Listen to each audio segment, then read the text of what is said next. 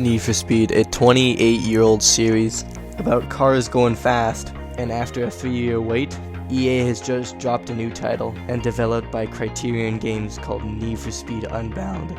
And after 10 hours of playing it, I'm going to tell you my review on the game. Why 10 hours, you ask? I didn't have enough money to buy the game, so I just got the free trial. Yeah. So most people were scared of Need for Speed Unbound because it's developed by Criterion, and Criterion made this game.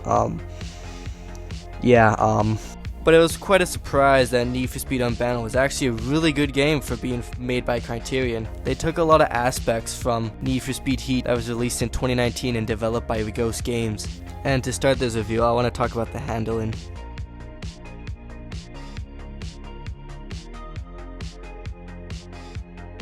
So the handling is very arcadey, as you expect for a Need for Speed game, but the handling is actually pretty good. If you play Need for Speed Heat, you would be already kind of used to it already, because Criterion built on Heat's foundation. But instead of drifting around every corner, they made it so you can either choose between drifting and grip. So now you can actually go for real grip builds. Some bad things about the handling is weight transfer. Trying to do weight transfer is atrocious, and Criterion blended in brake to drift and the tap-in gas. It's kind of hard to feather the throttle through a corner, and there's a big switch in the handling.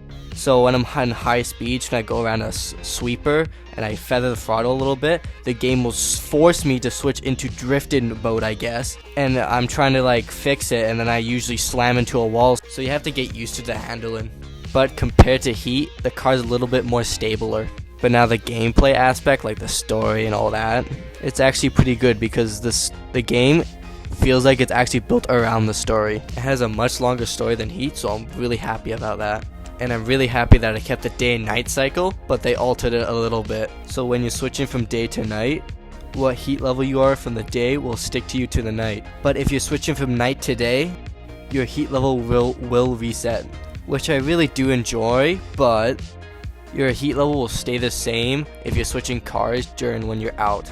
For example, let's say car 1 got heat level 3, and you switch to car 2, just before you do an event, the heat level will stay to heat 3, which I'm not really a big fan of. I wish the cars, if you swap them, they have different heat levels, but that's just kind of nitpicking, I guess. But they did it in Need for Speed Most Wanted 05.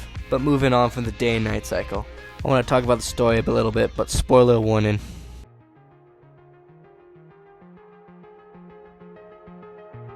I'll leave a timestamp on the screen for what time you skip to, so you can skip the spoilers. So like I said, I like the story more. It's much longer than Heat.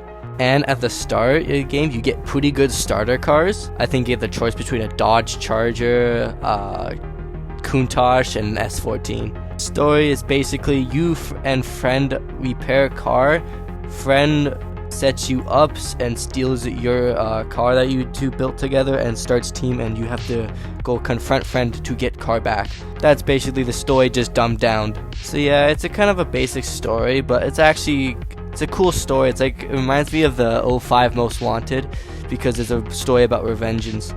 I haven't finished the story yet, but I've been hearing that after you completed the story, there's nothing left, and you just go online, and then you probably get, I don't know, a few days, maybe a week out of it, and then you're done. So I hope they update the game pretty quickly, maybe a month later now, or else it's gonna probably die quickly.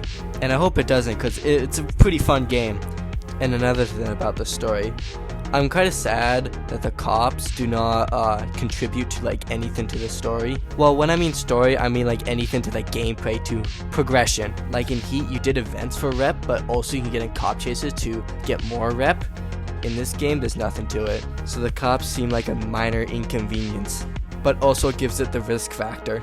I just wish there was more in depth with the cops. But the cops do use the aggression that Heat's cops do, and for each heat level it sends different units after you, and they don't really pull any bullshit, so when you do get busted, it feels like it was your mistake. Now let's talk about car customization.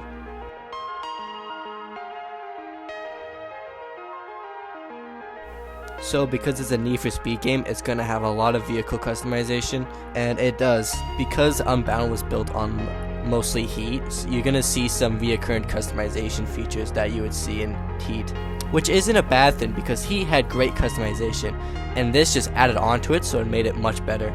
Some features of the customization I can name on the top of my head is probably bumper removal, different colored headlights, and more license plate backgrounds. And that was just on the top of my head. There's a lot more customization into this game. Plus they added more vehicles, so all those vehicles have customization for them too. And probably the most controversial customization feature is probably the driving cartoony effects, which is named tags.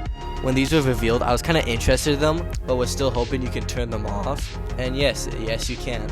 And now that I've actually played the game, I'm actually quite enjoying them. They're quite cool actually. It's different from the normal sim, like trying to be sim realistic games.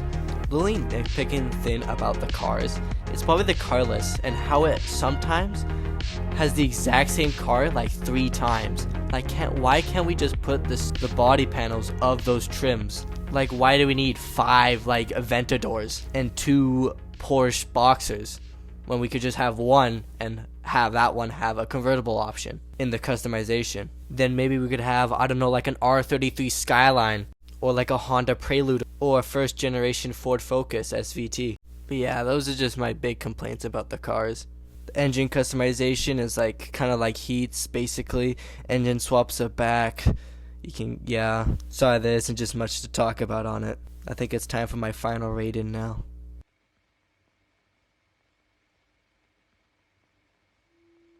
Well, I can say this confidently. It was a good modern Need for Speed in a long time. And out of my 10 hours of playing, I enjoyed myself playing it. Now, would I recommend it? Well, it most likely depends on the person, so I would recommend getting the free trial first. But for Need for Speed Unbound launch, I enjoyed everything, so probably an 8 out of 10. Actually, maybe a 7.5. But yeah, that's been my review on Need for Speed Unbound launch.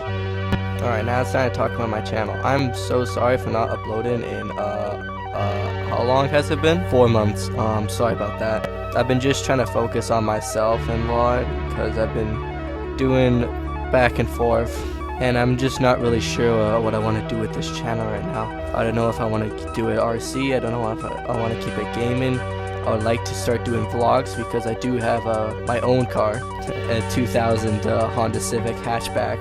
Nothing special. Maybe when it becomes summer again, I might do some vlogging on it. But yeah, and I kind of changed my upload schedule to whatever I want, so I might be taking another break or might be uploading. I'm not sure yet.